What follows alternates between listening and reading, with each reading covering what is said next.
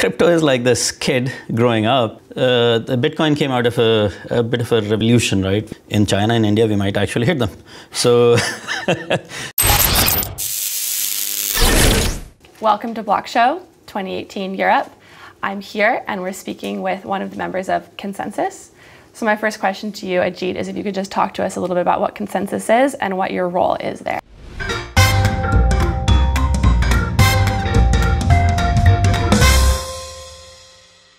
Sure. So ConsenSys is a venture production studio based in Brooklyn. Now we have offices in London, in about 30 countries, including London, Paris, South Africa, Australia, Singapore. So we're building teams all over the world to essentially develop blockchain-based solutions.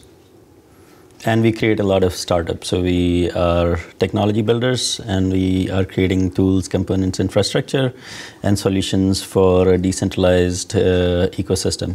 So if I had to put this in one line, we create technology for unsided marketplaces, right? So what that means is that today, in the old world, everything was dominated by centralized platforms like banks or the likes of Facebook. Mm-hmm. They all dominate either data or assets and become rent-seeking participants in the economy. We want to shift that to a peer-to-peer paradigm where the individual is empowered. And we think technology, especially blockchain technology, has a big role to play in creating an ecosystem where we do not depend on these dominant intermediaries in every single market for information and assets. So do you have any projects at ConsenSys right now that you're really excited about, that you're developing, that are maybe close to mass adoption? So it'd be very, very difficult for me to not be excited about some of our projects. Blockchain is early stage technology, mm-hmm. right? But at the same time, in the enterprise space, we have seen a lot of progress. So we are actually working on a project with some very large financial institutions that I can't announce right now, but that's tremendously exciting. We are working on infrastructure components, like Truffle is the most popular development tool in all of Ethereum development community. Then MetaMask has had 1 million downloads. It's a wallet. Infura can support up to 12 billion transactions a day, which it's for read-only transactions, and takes a lot of load off the Ethereum, the public Ethereum blockchain. So infrastructure tools like that are extremely exciting. My focus is on decentralized exchanges and regulation and policy. So decentralized exchanges are peer-to-peer marketplaces for exchanging digital and digitized assets, right? So let's say, and what that means is that historically we've had centralized exchanges for the most part, right? Where things like NASDAQ or NYSE and so on and so mm-hmm. forth, or Deutsche Börse next door, that are very efficient in terms of providing liquidity, but then are not so great for low liquidity assets or for a wide range of digital assets that need sort of this peer discovery for exchanging. So we are working on this next generation decentralized exchange platforms. We are working on crypto custody. So Trustology is our platform for institutional grade crypto custody. That'll go live end of this year. So we have 40 plus projects. We have a blockchain for social impact project. We have a venture capital arm now. We are creating a lot of ventures in partnership with enterprise customers. Mm-hmm. So in some sense, our role is to unleash this entrepreneurial spirit or energy of the whole blockchain community, whether it's the enterprise community or the crypto community, and these are all starting to converge. I come from the enterprise space. I worked for Goldman, Barclays, UBS, PwC, so some of the most established institutions and the kind of intermediaries I talked about.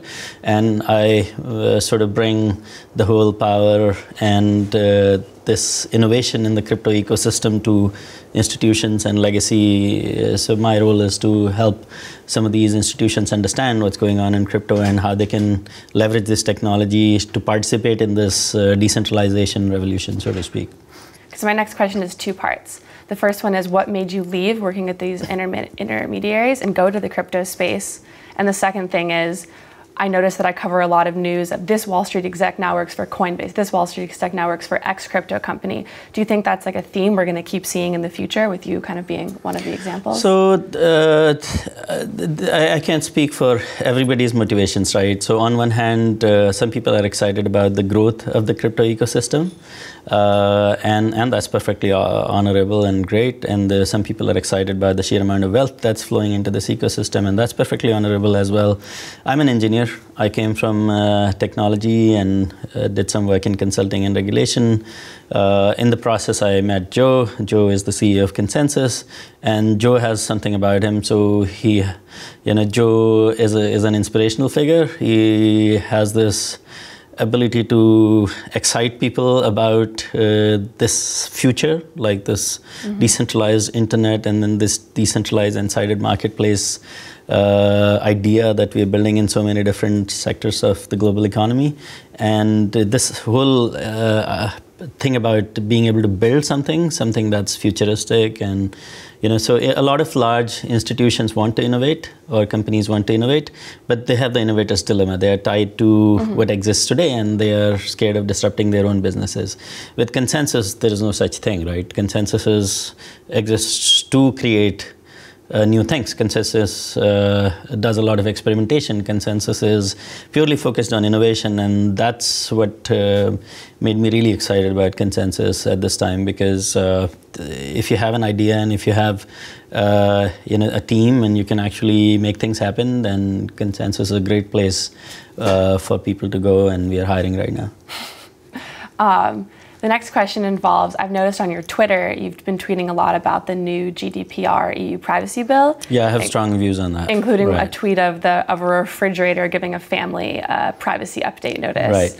What do you think about that? Could you expand on why you've been tweeting all about so that? So GDPR is well-intentioned, right? So, I mean, it was partly, our current privacy regime is outdated, that we know, right? So that privacy regime needs an update. We know that as well, because now we have Facebook, and we have Google, and we have lots of these data intermediaries, right? Central monopolies that are taking everybody's data and selling ads back to them. And might even, and as we found out from Edward Snowden, might be giving their data off to the governments for surveillance. So, and the NSA using public data for surveillance was a major political issue in various parts of Europe, especially in Germany. And so to some extent, the GDPR was a well-intentioned response to that. But if you look at how the regulation has been written, then it has some significant flaws, or at least that regulation needs a little bit of adaptation to the technology that's emerging, because what we don't want to do is, because privacy isn't the only need, right? So privacy is a very, very important need, but then there is also the Europe needs to remain competitive against other jurisdictions. We need to create great technology. We need to make sure that our economies are competitive against China and India and the US and so on and so forth. We need a technology ecosystem in this continent that's competitive. So now GDPR runs the risk of being too restrictive, right, and sort of disincentivizing innovation, whether it's innovation in AI, data analytics, machine learning, blockchain, and so on and so forth. So the way the regulation is written is very confusing to a lot of technologists today.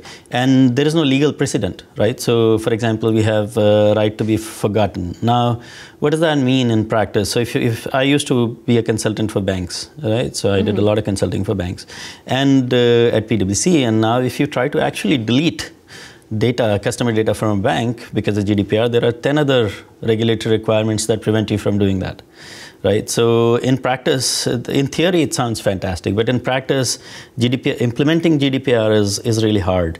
Now, and it can actually make people very concerned. So Parity, who have a KYC utility pickups, which is very popular with the ICOs, had to stop the service because now they're really concerned about GDPR, right? Now, on one hand, you have KYC and AML regulations, and you definitely want to have KYC and AML regulations. ICOs comply with all of that. And now suddenly we have to stop a very useful service called pickups because of GDPR concerns, because there is a lot of legal and regulatory uncertainty. These guys don't want to be in legal trouble because they're offering a great service, right? So because right now there is a lot of uncertainty. There's no legal precedent for GDPR. We don't know how the various courts will rule. And GDPR doesn't protect you from governments. So the UK government has cameras on every street, and there is no protection for that from GDPR. There is a bunch of derogations, right? Or governments might enforce a backdoor on encryption, and there's no protection from that. There's no protection from surveillance by governments. So GDPR has significant limitations. It may actually not be able to protect privacy of individuals to the extent that it aspires to, but it is definitely well-intentioned, and it's a response to the so I think what will happen is that over a period of time, policymakers and regulators and technology providers will all work together. So we are working on a project with the European Commission. It's called the EU Blockchain Observatory, and we invite all the blockchain ecosystem participants to engage in that process. And at some point, policymakers and regulators will adopt GDPR to this new and exciting technology that's coming up. But until then, there is a lot of confusion and uncertainty in the marketplace. So going off of that, the regulatory uncertainty that exists has led to a lot of confusing regulations that have, in China, there's been a lot of bans that have caused companies to move to Hong Kong. In India, the central bank ended all crypto dealings, and that's been sued, and it's been going back and forth. Could you comment on any of that? I mean, you mentioned the blockchain observatory. What other steps could be done to stop these kind of confusions? So it's regulatory approaches around the world are rooted in their culture, right? So I wrote a little bit of a humorous article about this on FinExtra. So, for example, when we talk to kids at the dinner table, in the US we tell, and they're not behaving, in the US we tell them to go to their rooms. In China and India, we might actually hit them. So, so crypto is like this kid growing up, and regulators are like these parents who behave in ways that are attuned to their culture, right? So so some of these are knee-jerk responses from regulators around the world because, so for example, in China, there was a Communist Party Congress just before Bitcoin was banned, right? And the governments didn't want social instability, and there was a very bullish market that could have caused a lot of problems for individual investors. So a lot of these things that regulators are doing are well-intentioned, but part of the challenge is that the crypto community hasn't really engaged with policymakers. We haven't tried or invested in educating. So initially, the Bitcoin came out of a bit of a revolution, right? We were rebelling. The crypto community was rebelling against the chancellor's bailout, and it came. Occupy Wall Street was the theme. So, but now that rebellious teenager has grown up a little bit, and it's time for us as technologists to engage with the other processes of the society, such as regulation and policy, and work collaboratively. Help regulators understand what's going on. Help governments understand what's going on. Educate ourselves on why the rules are the way they are, why the securities laws are set up the way they are, and then maybe find this ground where the technology can develop and create the fairer world, but at the same time without causing some of the issues that might occur if we are not responsible in using this technology. Great. That was my last question. So thank you so much for coming in. Thank you so much. Thank you so much for attending BlockShow. Cointelegraph. Like, subscribe, and hodl.